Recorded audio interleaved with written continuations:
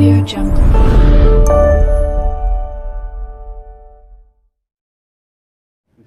ਸਤਿ ਸ਼੍ਰੀ ਅਕਾਲ ਸਾਰੇ ਪਟਿਆਲਾ ਵਾਸੀਆਂ ਨੂੰ। ਸਤਿ ਸ਼੍ਰੀ ਅਕਾਲ। ਜਿਵੇਂ ਕਿ ਆਪਾਂ ਸਾਰਿਆਂ ਨੂੰ ਪਤਾ ਹੈ ਜੀ, ਦੇਰ ਵਰ ਟਾਈਮ ਜਿੱਥੇ ਆਪਾਂ ਫੇਸ ਕੀਤਾ ਸੀਗਾ ਜਦੋਂ ਕੋਵਿਡ ਇੱਕਦਮ ਪੀਕ ਤੇ ਸੀਗਾ। ਉਹਦੇ ਬਾਅਦ ਇੱਕ ਛੋਟਾ ਜਿਹਾ ਪੀਰੀਅਡ ਆਇਆ ਜਿੱਥੇ ਕਿ ਕੋਵਿਡ ਦੇ ਕੇਸਿਸ ਬਹੁਤ ਨੀਚੇ ਗਏ। ਇਹ ਸਾਰਾ ਸ਼੍ਰੇ ਸਾਡੇ ਸਾਰੇ ਪਟਿਆਲਾ ਵਾਸੀਆਂ ਨੂੰ ਜਾਂਦਾ ਹੈ ਜਿਨ੍ਹਾਂ ਨੇ ਬਹੁਤ ਮਿਹਨਤ ਕਰਕੇ ਔਰ ਸਾਡੇ ਨਾਲ ਕੰਧਾ ਤੇ ਕੰਧੇ ਮਿਲਾ ਕੇ ਜਿਹੜਾ ਹੈਗਾ ਇਸ ਕੋ ਟੈਕਲ ਕਰਨੇ में ਸਾਡੀ ਮਦਦ ਕੀਤੀ। ਹੁਣ ਜਿਹੜਾ ਹੈਗਾ ਪਿਛਲੇ 10-15 ਦਿਨ ਤੋਂ ਦੇਖਾ ਗਿਆ ਹੈ ਕਿ ਕੋਵਿਡ ਦੇ ਕੇਸਿਸ ਕਾਫੀ ਵੱਧ ਗਏ ਨੇ। ਤੋ ਥੋੜਾ ਜਿਹਾ ਅੱਜ ਜਿਹੜਾ ਸਭ ਤੋਂ ਇੰਪੋਰਟੈਂਟ ਮਕਸਦ ਹੈਗਾ ਤੁਹਾਡੇ ਵਿਚਕਾਰ ਆਉਣ ਦਾ, ਜਸਟ ਟੂ ਸੈਂਸਿਟਾਈਜ਼ ਯੂ ਕਿ ਆਪਾਂ ਕੀ ਫੇਸ ਕਰ ਰਹੇ ਹਾਂ and what is the future prospect ਔਰ ਆਪਾਂ ਨੂੰ ਔਰ ਕੀ ਇਹਤਿਆਤ ਰੱਖਣ ਦੀ ਲੋੜ ਹੈ। And honestly, these are critical times, these are very important times, so we should not be very complacent। ਆਪਾਂ ਨੂੰ ਇੱਕਦਮ complacent ਨਹੀਂ ਹੋਣਾ ਚਾਹੀਦਾ ਹੈਗਾ ਔਰ ਆਪਾਂ ਨੂੰ ਜਿੰਨੀ ਵੀ ਸਰਕਾਰ ਦੀ ਰੂਪਰੇਖਾ ਹੈ, ਸਰਕਾਰ ਦੀ ਗਾਈਡਲਾਈਨਸ ਹੈ, ਸਪੈਸ਼ਲੀ ਮੈਡੀਕਲ ਪ੍ਰੋਫੈਸ਼ਨਲਸ ਦੀ, ਉਹਨੂੰ ਜਿਹੜਾ ਹੈਗਾ ਆਪਾਂ ਨੂੰ ਪਾਲਣਾ ਕਰਨੀ ਪਏਗੀ। ਤੋ just to give you a perspective, ਪਿਛਲੇ 10-15 ਦਿਨਾਂ 'ਚ ਪਟਿਆਲਾ ਦੇ ਵਿੱਚ ਕੇਸਿਸ ਕਿਵੇਂ ਵੱਧ ਰਹੇ ਹੈ ਔਰ what are the deaths that we are facing.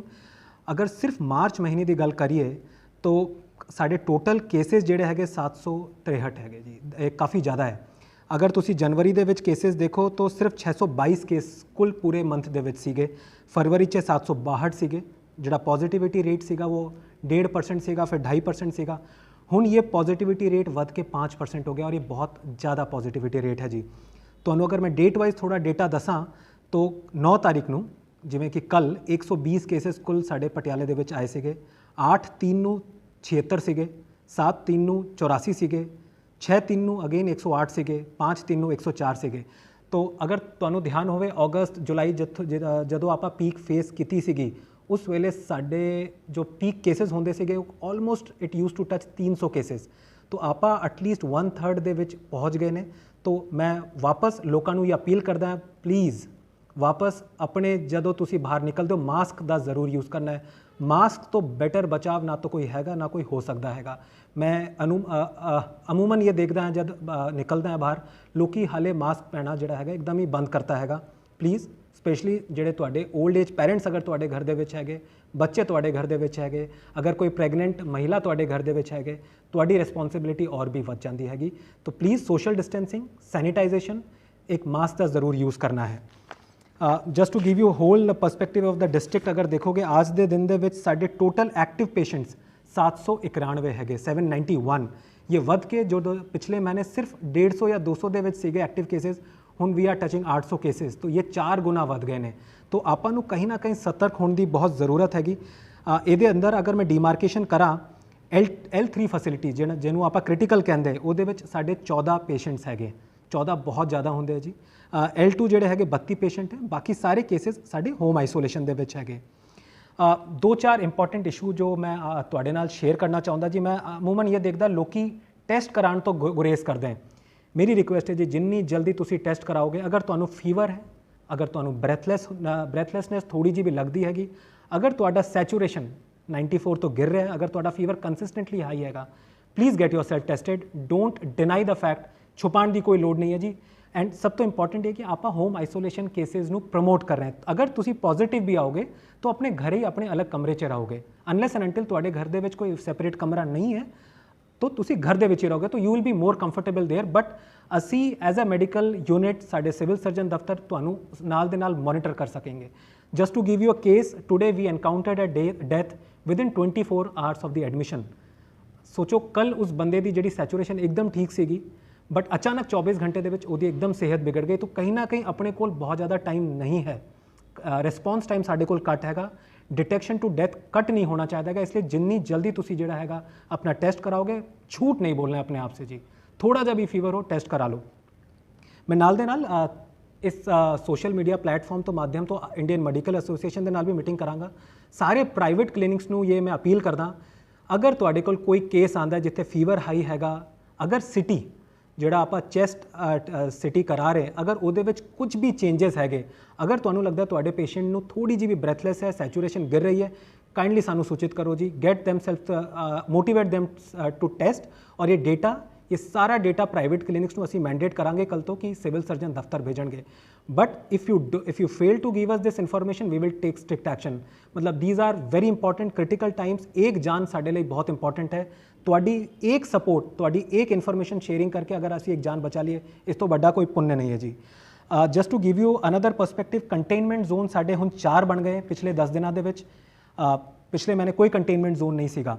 एक तुहानू मैं डेटा शेयर करना चाहूँगा जी, 12 पॉजिटिव आए जदों असी कॉन्टैक्ट ट्रेसिंग करन लगे तो 128 कॉन्टैक्ट्स जिहड़े हैगा हाई रिस्क कॉन्टैक्ट आए। इन 128 कॉन्टैक्ट दे विच 72 लोग पॉजिटिव है, तो कहीं ना कहीं 60% पॉजिटिविटी रेट है। तो these are highly contagious sort of strain that जो वी आर एनकाउंटरिंग। कहीं ना कहीं स्ट्रेन दे विच भी चेंज हो सकता है, we are not absolutely confirmed अभी। तो कंटेनमेंट जो माइक्रो कंटेनमेंट जोन असी बनाया है, एक प्रताप नगर पटियाला दे विच हैगा, दीपनगर पटियाला स्ट्रीट नंबर 3 है, राजा एनक्लेव नियर 21 नंबर फाटक, street number 5 Ranjit Nagar block A Patiala. ये 4 साढ़े कंटेनमेंट जोन है। असी हर रोज़ शाम को जोड़ा पिछले 4-5 दिनों के जोड़ा डेटा एनालाइज किया, जोड़े पोटेंशियल हॉटस्पॉट अगले 5 या 7 दिन के बन सकते हैं। पटियाला दे विच new Mehar Singh colony, urban estate good earth colony. Urban estate थोड़ा जा क्रिटिकल होया पिछले 1-2 दिनों से। We will again have a surveillance team, will have a epidemiologist, we will be constantly monitoring. लोड़ पेगी तो असी अर्बन स्टेट के भी छोटे कुछ माइक्रो कंटेनमेंट जोन बनाने पाएंगे। राजपुरा के गोबिंद कॉलोनी और दालमिया विहार, तो ये 5 से 6 एरिया जिथे मैनू लगता है कि अगले 2-3 दिनों के पोटेंशियल हॉटस्पॉट बन सकते हैं। साडे वल्लों कोशिश यही है कि अगर कंटेनमेंट जोन बनते, एसेंशियल जी सप्लाई लाइन है वो भी एक्टिवेट की जाएगी, किसी भी सिटीजन को किसी तरह की भी कोई दिक्कत नहीं आएगी जी। Last but not the least जी, वैक्सीनेशन। साड़ी जी पटियाला की वैक्सीनेशन है वो बहुत अच्छे नोट पे शुरू हुई थी, बट कहीं ना कहीं लोगों के हाले भी बहुत स्टीरियोटाइप है, बहुत क्वेश्चंस है। I want to clear that air, I want to clear that speculation जी। Vaccination is the safest way to get out of this disease. I have vaccinated myself, बहुत सारे जोड़े है बुजुर्ग बंदियां ने भी अपना वैक्सीनेशन कराया। 2-3 चीज़ है जी पिछले 10 दिनों अगर आप देखिए, there are some cases in another district जिथे वैक्सीनेटेड बंदे भी पॉजिटिव आए हैं, बट उन्होंने सिम्पटम ना दे बराबर है, और जिन्होंने वैक्सीनेशन नहीं कराया उन्होंने सिम्पटम हैवी है। तो कहीं ना कहीं वैक्सीनेशन करा के बचाव हैगा। कोशिश ये रही है कि वैक्सीनेशन असी वध तो वध लोगों को एक बार च करा लिए। इसलिए today we have activated a cell. कोशिश ये है कि पहले जिथे 9 बजे से 3 बजे तक होंदी सी वैक्सीनेशन, हुण टाइम वधा के 9 तो 6 करता हैगा। All holidays would be working for vaccination. There will be no holidays for vaccination. I'll read out the list very soon. List of government hospital जिथे वैक्सीनेशन हो रही है, Bhadson CHC, railway hospital DMW, Patiala Dudhan Sadhan CHC, Kalo Majra राजपुरे CHC, Mata Kaushalya, model town Nabha CHC, Patran CHC, police line, Rajindra medical college, Rajpura SDH, Samana SDH, Shutrana CHC, Tripuri CHC और कौली CHC। ये 15 government के अस्पताल है जिथे असी वैक्सीनेशन कर रहे हैं। 9 तो 6 हर रोज़ इतने वैक्सीनेशन होएगी। ऑन द स्पॉट रजिस्ट्रेशन भी जोड़ा है हम फैसिलिटी अवेलेबल है, तो कोई प्रायर रजिस्ट्रेशन कराने की लोड़ नहीं। तुसी आओ उत्थे रजिस्ट्रेशन कराओ, बस अपना आधार नंबर या पैन कार्ड ले आओ, सो दैट सानू नाल दे नाल असी तुहाडा रजिस्ट्रेशन करा के वैक्सीन का डोज दे सकीए। उसी तरह प्राइवेट हॉस्पिटल साढ़े 13 थावां च प्राइवेट हॉस्पिटल दे विच वैक्सीनेशन हो रही है। Amar hospital, Arora hospital, Garg mission hospital, Gyan Sagar अस्पताल, नीलम अस्पताल, Patiala heart institute, prime multi speciality hospital, Sadbhavna medical and heart hospital, Sahni hospital and maternity home, Smrita nursing home, Vardhman Mahavir health care, Singla अस्पताल, कोलंबिया एशिया अस्पताल। तो मैं वापस वही कहना चाहता जी, प्लीज़ मेक श्योर तुहाडे नियर डियर वंस होवे, तुहाडे घर दे कोई बुजुर्ग है 60 साल तो उपर जिन्ने भी बुजुर्ग है उन्होंने मैंडेटरी वैक्सीनेशन करने की सानू हिदायत है। भारत सरकार पंजाब सरकार वालों ये हिदायत आई है। 45 साल से लेकर 60 साल के जिन्ने भी इस एज ग्रुप के जो भी सिटीजन है, अगर कोई अंडरलाइन कोमॉर्बिड कंडीशन है, हाइपरटेंसिव है या BP है या डायबिटिक है या XYZ कोई और कोमॉर्बिड कंडीशन है, काइंडली अपने प्राइवेट प्रैक्टिशनर या गवर्नमेंट प्रैक्टिशनर तो हेल्थ सर्टिफिकेट लेके अपलोड करो। You will be also entitled for vaccination. साढ़े सारे health frontline worker, health worker, इन्होंने भी असी वापस मोटिवेट कर रहे हैं कि तुसी वध तो वध आके अपनी वैक्सीनेशन कराओ। आज असी स्पेशली टीचर्स को भी रिक्वेस्ट की कि तुसी भी अपना आके वैक्सीनेशन कराओ, बिकॉज टीचर्स हैव दी सब तो इंपॉर्टेंट ये होंगे कि बच्चों के नाल जिहड़ा हैगा ना दा कॉन्टैक्ट रहिंदा, और असी नहीं चाहते कोई बच्चों को किसी तरह की भी दिक्कत आए। अगेन जी just covid L2 L3 facilities वापस एक्टिवेट हो गई, बहुत ज़्यादा पैनिक दा इशू नहीं है, but still we are heading for a peak. जिवें कि मैं ਤੁਹਾਨੂੰ ਪਹਿਲੇ ਵੀ ਕਿਹਾ ਕਿ home isolation cases we will promote, तो प्लीज़ अगर तुसी टेस्ट कराओगे तो ਤੁਹਾਨੂੰ किसी तरह पैनिक की जरूरत नहीं, तुसी अपने घर ही रहोगे unless and until you are not in a very serious nature of condition.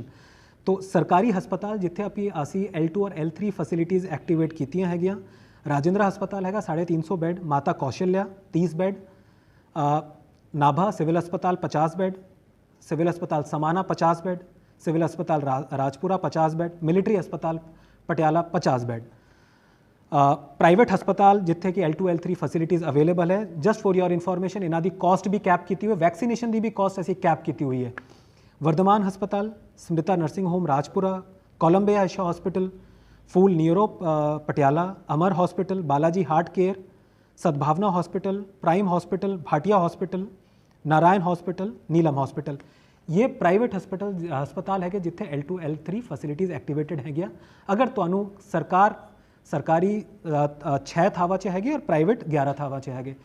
इस वेले अगर L2 फैसिलिटीज़ की ऑक्यूपेंसी रेट दसीए तो सिर्फ 2% ऑक्यूपाइड हैगा, 10% सरकार दे विच L3 ऑक्यूपाइड हैगे। प्राइवेट हस्पताल च L2 17% ऑक्यूपाइड हैगे और L3 बैड 20% ऑक्यूपाइड हैगे। तो हाले साडे कोल बैड की कोई कमी नहीं, but what we are seeing the rising trend, ये बैड्स भी जिहड़े हैगे हुण भरनगे। इसलिए मैं बार बार ये कहंदा जी एहतियात, वैक्सीनेशन, कोशिश ये करो कि वध तो वध तुसी जिहड़ा हैगा एहतियात रखो, मास्क का यूज़ करो और अपने घर दे विच अगर कोई बुजुर्ग है, बच्चे, उन्हां दा स्पेशल ध्यान रखो।